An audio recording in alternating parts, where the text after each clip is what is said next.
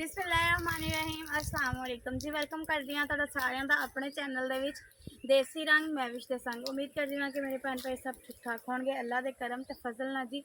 अलहमदुलिल्लाह मैं भी ठीक हाँ जी। अज मुरब्बे आई हाँ तो मुरब्बे की करना आई हाँ जी। अगर तुसीं मेरे चैनल ते नवे हो तो जी मेरे चैनल को सबसक्राइब कर लो, बैल आइकॉन दी जी घंटी बजाना बिल्कुल बिल्कुल भी ना भुल्लियो। तो जी अंब ये किहड़े वा अंब मुरब्बा बनाने वाले आ। बहुत ही मज़े का पराठा होवे ते नाल मुरब्बा होवे, बड़ा ही मज़े का लगता वा। तो जी हुण बिस्मिल्लाह करदे हां। बिस्मिल्लाह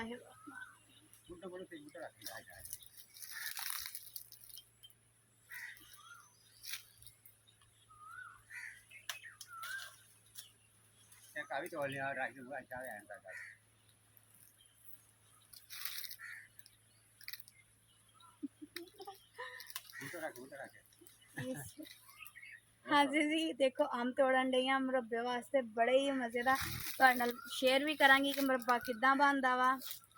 ते सारा प्रोसेसर जी मैं कहा तुहाडे नाल शेयर करा भी। दरखत बूटे अंब दे बूटे तो अंब तोड़ के फिर धो के छिल के किद्दां मुरब्बा बनदा, सारी वीडियो तुहाडे नाल शेयर करांगी। हाँ जी जी मेरा कद बहुत छोटा वा ते अंब बहुत वड्डे आ। फड़ ले जी तोड़ लिया मैं जी, तोड़ लिया जित गई मैं जी। मुरब्बा बनावांगे एदा ते जी घर जाके तुहाडे नाल पूरी वीडियो जी बिल्कुल भी स्किप नहीं करनी, बिल्कुल भी छड्डनी नहीं है। हाँ जी जी अंब तोड़ के घर आ गए हम जी, बनाने लगे मुरब्बा। मुरब्बे जी पहले अंब धो लिया चंगी तरह। मानो छड्ड ये मैं मानो रखी है फालतू है मेरी, तो आप डरदी डुरदी नहीं हैगी। ते जी हुण शुरू करते हैं। अंब चंगी तरह धो लिया, हुण कोई छिलका उतार लेने हैं।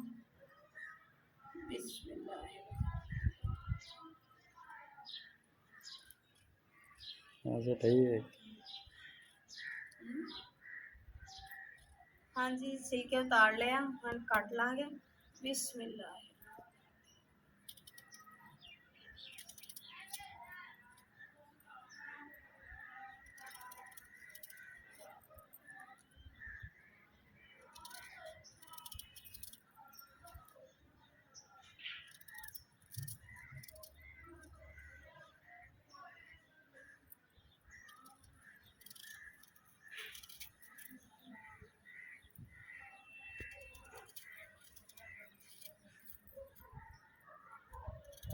हाँ जी उपर आप जो गुद्दा उतार लेना वा, गुठलियां जड़ियां वो नहीं विच पानियां।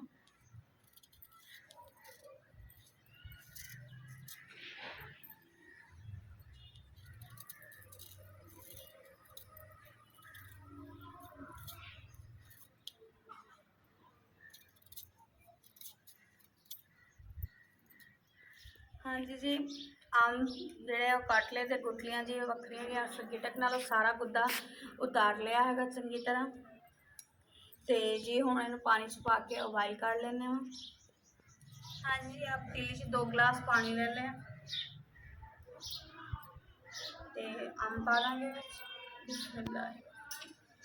ये पानी दे विच जी इस तो पाने इसलिए जी खटास हैगी आ वो निकल जाएगी, क्योंकि मुरब्बा मीठा ही मज़ेदार ज़्यादा लगता। चटनी हो तो खट्टी मीठी पसंद मुझे बहुत मज़े की लगती, लेकिन मुरब्बा मीठा मीठा जी हम इन्हें उबाला उबलन देंगे 10 तो 15 मिनट जिनसे गल ना जाए। हाँ जी जी माशाल्लाह रिजन लग गया है, देखते हैं गली के नहीं हम।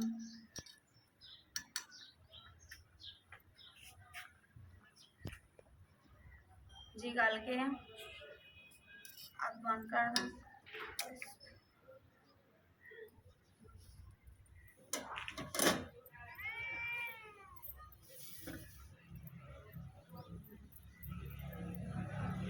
पानी जी कड़ लाँगे निचोड़ लाँगे।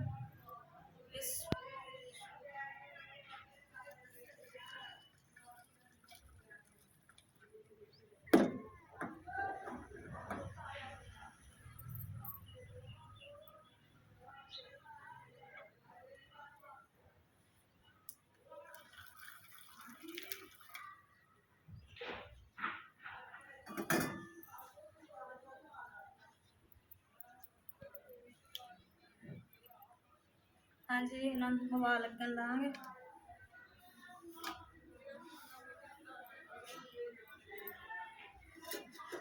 इन्हें देर ढक के चाश बना लेंगे।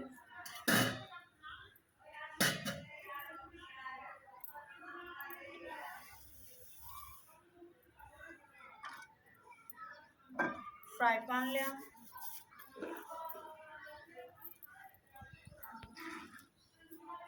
जे इलायची पाएंगे, बिस्मिल्लाह। एक पाई चीनी ली है पा देंगे, बिस्मिल्लाह। चीनी पाती जी, हम पानी पा देंगे आधा गिलास, बिस्मिल्लाह। हाँ जी पानी पाता हूँ, अब बाल देंगे।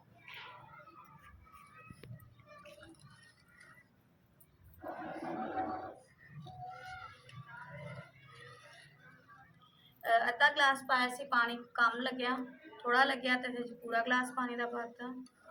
इन चंगी तरह पका लांगे।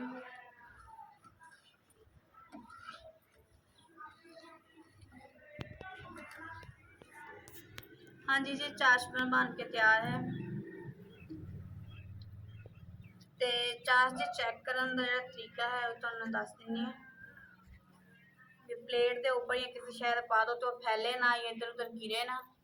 तो जी चाश बन के तैयार हो जाती है। कोई कलर नहीं इस्तेमाल किया, कोई बिल्कुल नैचुरल जोड़ा मुरब्बे का रंग होंगे जी वो बना के विखान रही हैं। तुसी चाहो तो रंग इस्तेमाल कर सकते हैं। बिस्मिल्लाह कर दी मिर्च पा लेनी, बिस्मिल्लाह बिस्मिल्लाह।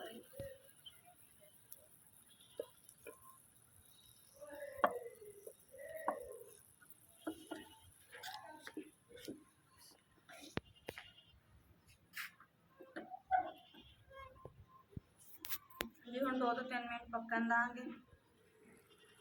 हाँ जी मुरब्बा जोड़ा है 2 तो 3 मिनट तां पकाया जाता वा, क्योंकि जो अंब उबले होंगे है तो जो अगर थोड़ा बहुता पानी हो तो चंगी तरह पक जाए, चास जी बन जाए। इस तो भी रखा जाता है, ये नहीं एक टाइम ही खादा जाए, रख हो जाता वा तो खराब ना हो। इसलिए पानी ये ज़रा भी ना लगे तो ना ही पानी हो, पानी नाल जी खराब हो जाता जी। हम मुरब्बा बन के तैयार है। हाँ जी अग बुझा देंगे तो मुरब्बा बन के तैयार वा। तो अगर तुम ज़्यादा देर तक रखना है वा तो चंगी तरह बनाना है वा। उस तो बाद एक लींबू विच पा लेना, लींबू पाने नाल ये हो जाता वा कि चीज़ खराब नहीं होंगी। तो दूसरा इन्हें शीशे वाले जार दे विच बंद करना वा, शीशे वाले प्लास्टिक दे विच या दूसरी डब्बे दे वगैरह च नहीं रखना, शीशे च रखना खराब बिल्कुल भी नहीं होंगी।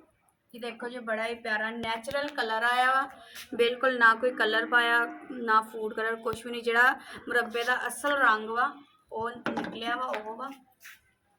तो उम्मीद करती हैं कि मेरे भैन भरावां बड़ी ही वधिया वीडियो लगी होनी, तुसीं भी ट्राई करके वेखियो। तो इंशाअल्लाह इस तो बाद वीडियो लैके आवांगी।